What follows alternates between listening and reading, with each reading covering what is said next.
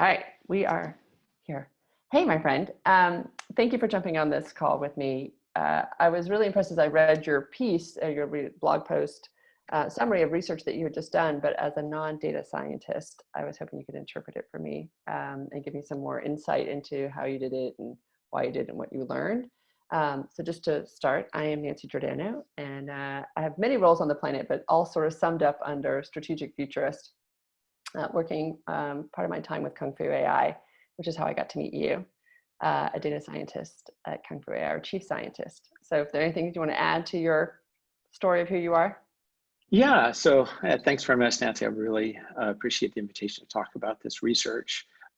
Yes, I'm a PhD physicist, a long-time data science entrepreneur, and then back in mid-January, I was lucky enough to join KUNGFUai as chief scientist. And of course, obviously, very busy with client work and so forth. But I was thrilled to have the support of the company to do this work under our AI for Good initiative. And so basically, to kind of step back a little bit, so I've done a lot of research work in an area of research called network graph analysis. Basically, where you're looking at connections. They could be people, they could be computer systems, but basically a network graph is something where nodes, which could be entities, they could be people, are connected by edges or links. And of course, as we know, like certainly all the social media networks can be described as network graphs that actually change over time too. They evolve constantly. So I've been doing a lot of research over the last 15 years in network graph analysis. Back in 2016, I did a lot of research in terms of the spread of information and finding key influencers during the 2016 presidential elections. And in 2017, I actually kind of expanded from there and started looking at patterns of automation, that is looking at using some ideas from complexity theory. With the basic idea is that real humans are more complex than automated machines or programs. Thank God. And so I started seeing the patterns of automation in Twitter data sets back in 2017, and basically have continued doing that since then, primarily in election-related political scenarios, so late in the 2017 time period, as well as on to the 2018 midterm elections.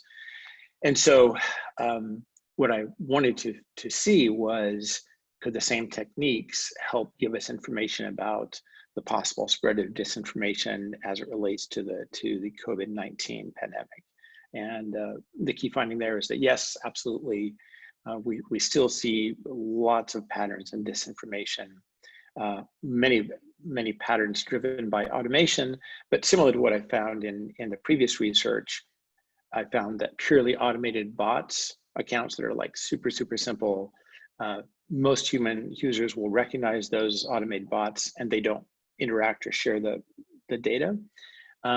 But the most successful ones are what we call cyborgs, which are basically actual human users, but they're using specialized software to automate their posts. Or they might control 20 or 50 accounts, the same person might control.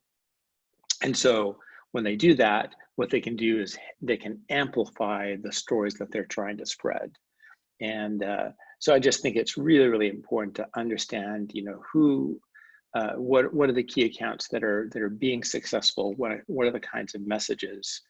So not as who's interacting with whom, but also what are they talking about? And so that's why I think it's really important to be able to understand these patterns. In general, what I found was that unlike past data sets, actually the most successful automated accounts in this particular data set were actually accounts that were retweeting sort of mainstream news website stories, so New York Times, CNN. So I thought that was like, wow, that's actually an example of the positive benefits. Look, these accounts are trying to bring the latest breaking mainstream news stories to the forefront. But I did also find other sets that talked about other things, like there were clearly patterns of some accounts looking at or trying to drive the attention to their commercial services. So as Yeah, we that know was a part that before, it's so crazy to me, right? That someone would use this kind of moment of panic is a strong word, but it is, you know, where we're yeah. really desperately trying to figure out what's real, what's not real, how many precautions we should take, that people would use that and just completely hijack people's attention Oh, or absolutely. fear. There's huge attention to people like, hey, some groups are using it as an opportunity to sell what they're trying to offer. Like crazy. And so, yeah, so just in general, it's, I think, just super important for everyone to just be aware of the existence of these kinds of patterns of disinformation. You know, slow down before you click retweet or reshare, you know, regardless of whether it's on Twitter or Facebook or any of the social media platforms, to hold back. Try to do a little research before you do that. I think we've talked in the past about, you know, go to Snopes.com, which I'm Right. sure is completely overwhelmed right now. Thank But God for Snopes, though. I oh have to say, yeah, I found many times when I was still on Facebook, I'm not so much anymore, but when I was on, I would always go to Snopes before I mm-hmm. would forward a story because I was embarrassed if I had forwarded something that wasn't accurate. Mm-hmm. But I do think in this moment right now where things feel so fast, we feel like it's almost like a public duty to go and share this information. It was Yeah. interesting. There were two headlines this morning in particular that I found fascinating. One was that WhatsApp has now decided, even on their platform, which is highly encrypted, to limit how much someone can spread highly trafficked news. So I think they went from 20 people now to 5 people I can share it with. And as of today, they've gone from 5 people to only 1 person that I can share it with to try and slow down that rate. So to your point, it also slows down some of the good news, right? So it slows down positive things that come from various credible news sources as much as it also does the misinformation. But I think they decided on balance, it would somehow keep people. Yeah, it's Right. always kind of like, where do you strike that balance? To like, in fact, the whole, in terms of like freedom of expression and so Right. forth, is like, so there are lots and lots of ethical issues that come to the forefront in these times. But to the extent that we as individuals can be more aware, then that's important. And you kind of expand a little bit. I know before when we've talked. In terms of larger business context, you know, certainly corporations or even small businesses or large businesses, anyone that has a significant web presence on social media, you know, just needs to be aware of the interaction of these kinds of accounts and campaigns that can distort.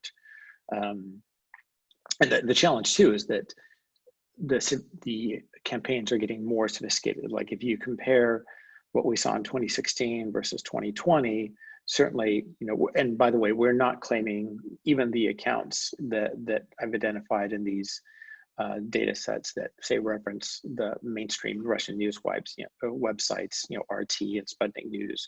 We're certainly not claiming that they're controlled by the foreign states. But certainly I know that other research groups that have delved more deeply and found, you know, actual accounts in 2016 that were controlled by, for example, you know, Russia's Internet Research Agency, the IRA.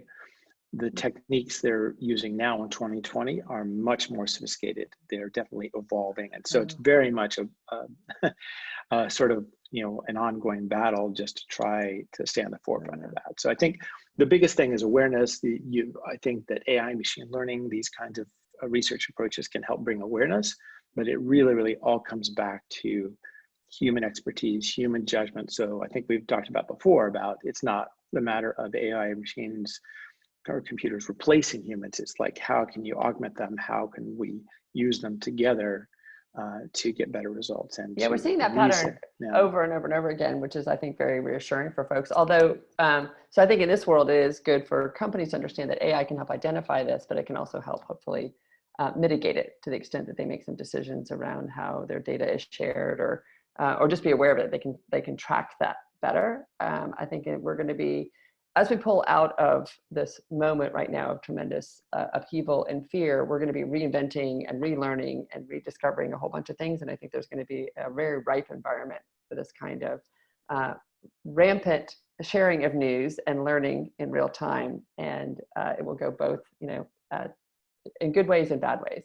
And I think what we're trying to do in my work is really advocate that as humans have so much more power, right? If I can actually take that bot now and make myself, you know, amplified and that much more potent in what it is that I do, we have a responsibility to do it really thoughtfully, and to think about what it is that we're sharing and how we're sharing it, both as corporations, as brands, as individuals. You know, one of the things that counts for my friends who are hysterical about whatever the news headline is of the day, to be really thoughtful about that. So I think it's interesting that WhatsApp, you know, helps. You realize that technology companies have a role to play and what they're able to allow or not allow, or how they facilitate our natural tendencies, and whether they work with us or against us in that. Yeah, absolutely. Because the second headline I thought that was really, unfortunately, really depressing, is that in India right now, there's a rampant range of misinformation and rumors that are going around about the fact that COVID can be cured in 3 days or something like that. Like, just really scary stuff that makes people really, really, really vulnerable, right? And makes the ability to keep public health or to keep people just moving in a more positive direction, it limits that. So I just think that what you did is really fascinating, just in the fact that that you can even get that kind of research, right? That you can get those tweets and start doing that kind of analysis is, I didn't know that was possible. I think that that's really amazing. And the fact that we recognize, again, both the vulnerability and the power that we have. So I think that that's the other interesting, right? We aren't just victims in all this stuff. We actually are actors in it. Absolutely, absolutely. It's it is cool that Twitter makes their, you know, I think it's at 0.5% of their full Twitter fire hose available for free. So it's like the equivalent of like $500 worth of tweets per day that you can get just using their free public Twitter API. So I think that's really great. And the cool thing too is, as we note in the blog post, we've actually shared a subset of the data from these analyses on a platform called data.world. So basically, is a startup company that's really focused on you know, making it easy to collaborate and share on data sets. And for the ones that are public, it's absolutely free, as long as they're not super massive, but you know, these ones aren't. And so anyway, so definitely it's an open invitation for researchers, people who want to delve in more deeply. They can go on data.world and basically request to be added as a collaborator. So it's certainly an opportunity for people to join in. And this particular work that you're doing, you're talking about, Yes, yeah. Awesome. Well, we encourage people to read the full blog post, because it definitely goes into a lot more detail about how you did this and some of the things that you found. But thank you for just giving me like sort of the beginner's guide to absolutely. Well, I appreciate it. It's always good to be able to like step back and kind of boil things down in a less technical way. So I appreciate the opportunity to chat. Well, I appreciate, again, your work, and people can find it at kungfu.com. I'm sorry, kungfu.ai in the blog section, right? That's right. Exactly. All right, my friend. I look forward to the next one. Are you going to keep working on this? Yeah, I'm actually have another set of analyses running right now. I want to see how things have evolved. So since we published the first set in early March, so it's definitely a moving target. So I want to still do what we can. To be continued. We'll look for the next series. To be continued. That's right. All right. All right. Thanks a lot, Nancy. Thank you. You too. Bye. Take care. Bye-bye.